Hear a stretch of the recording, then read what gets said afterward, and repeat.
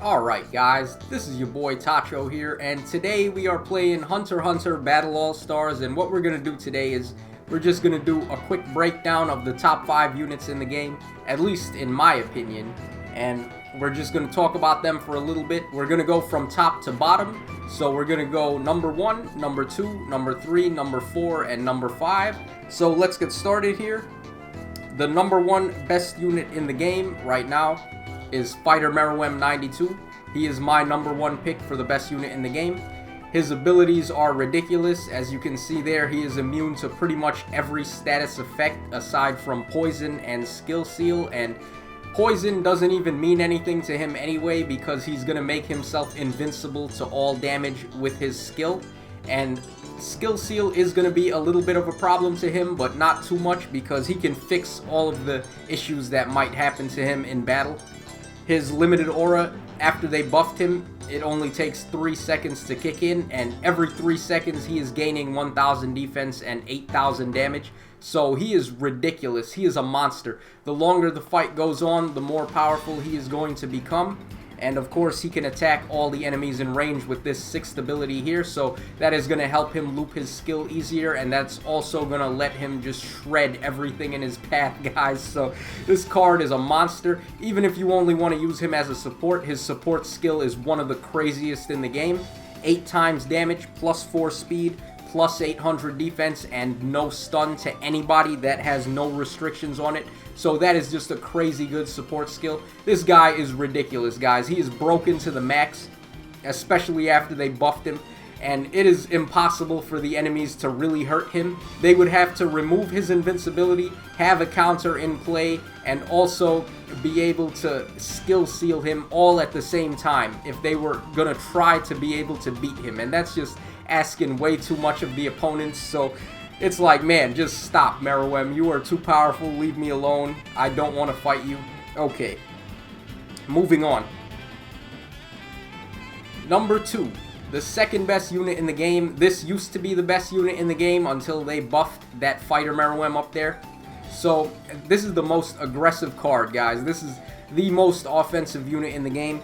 Just like Fighter Meruem, they have this ability here, which is ranged attack. As long as both of these characters are alive, Meruem and Pito, they will be able to attack all the enemies that are in range of them. And just like with Fighter Meruem, they have a very broken limited aura. What this does is it's going to give them a 50% chance to hit twice. That's crazy, guys. A 50% chance to hit twice. Not only is that going to double the amount of damage that they do, but it's also going to double the amount of skill points that they receive. So it's going to make it way easier for them to loop their skill over and over, and it's also going to make it way easier for them to shred the enemies into dust. And of course, this Meruem here for 20 seconds is going to give himself 8 times damage with his skill. So that is just completely bananas, man. He is just way too powerful, and the speed at which he can increase his damage and the amount of damage he can do over time is unmatched by any other card. The only downside to this unit is that they have all immunities as a support skill instead of as an ability. So in case you're in a silver mission and the enemies are attacking your supportive units, if they manage to paralyze or stun your support character, then this card is going to be in a bit of trouble, but they more than make up for it with the amount of damage potential that they have. Okay, moving on.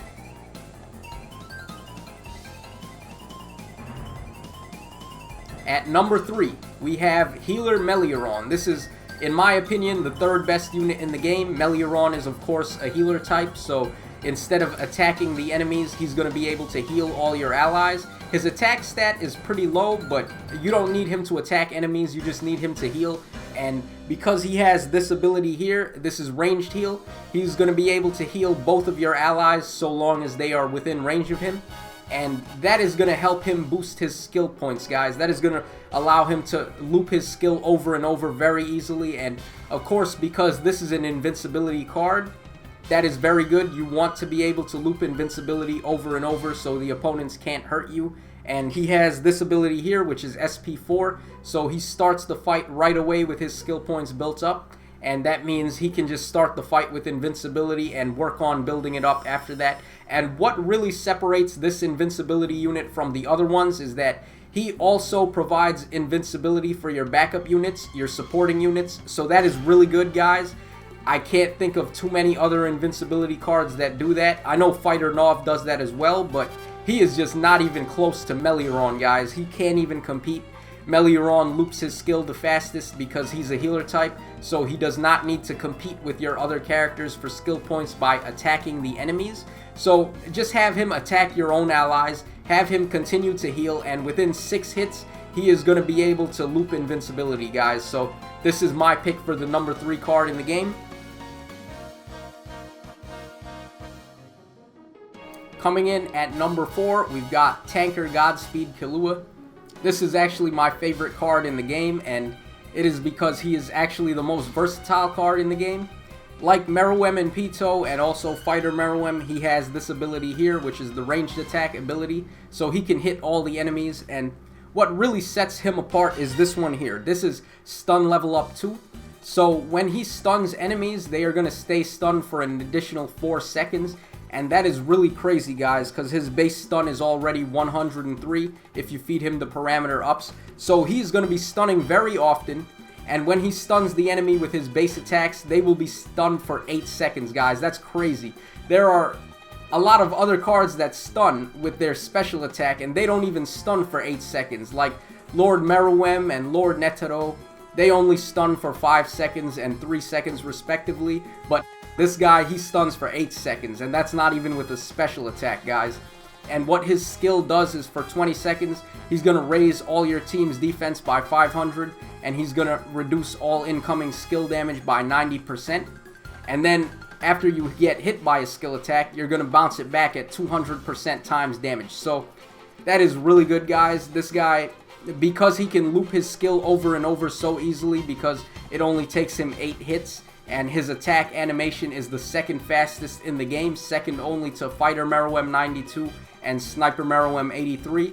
He is going to be able to loop his skill over and over, guys. It's ridiculous how fast he can loop, and you're going to pretty much have a constant +3 or +4 with this guy. So he's going to give your team either 1500 or 2000 defense all the time at all moments. So that's going to really hinder the opponent's physical attacks. They're going to be doing very little damage to you.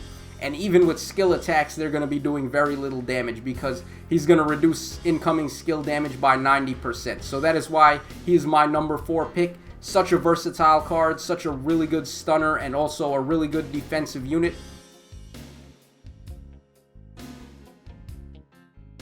And the final pick here, at number 5, we have Lord Pito. This is a really good card, guys. What her skill does is she's going to remove all invincibility and parameter ups on all the enemies, and also for 8 seconds they are going to have a counter on them that's going to increase your physical attack damage by 400%. That is ridiculous, guys. That's crazy. The only other unit that does something like this is Wizard Kahlua, but Wizard Kahlua does not remove parameter ups. So Pito has the edge there, and also Pito has way higher attack and a much better support skill. What her support skill does is for all of the Royal Guards, she's going to give them 7 times damage, +3 speed, +700 defense, and no stun. So that is a really awesome support skill. And her limited aura is going to give her a 45% chance to hit twice. That's ridiculous, guys. That's just adding damage, and that's also making it quicker for her to loop her skill. So that is why she is my number 5 pick for the 5th best card in the game. So that's pretty much going to wrap up the video, guys. I hope you enjoyed it. I don't know if you agree with my top 5 list, but definitely comment down below what your top 5 is. I definitely want to hear it, guys. I'm really interested to know how you feel about these units, and I'm open to doing more discussions like this. I'm thinking about doing a top 5 Heaven's Arena units later on, but we'll have to see how that goes, guys, and we'll have to see what the reception is for this video. So if you liked the video, leave a like, guys. Let me know in the comments section how you feel, and as always, this is your boy Tacho signing out. Hope you had fun watching that, and as always, cheers and have a great day.